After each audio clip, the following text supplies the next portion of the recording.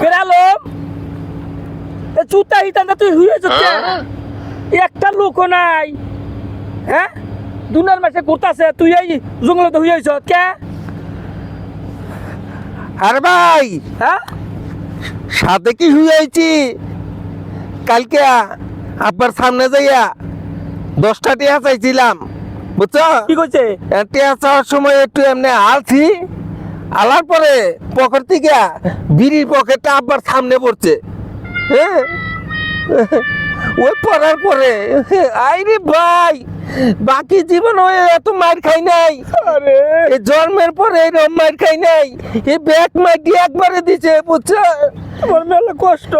কষ্ট এই ব্যথা চুদন রে ভাই এই চুদন এই যে ব্যথা ঠিক করতেছিস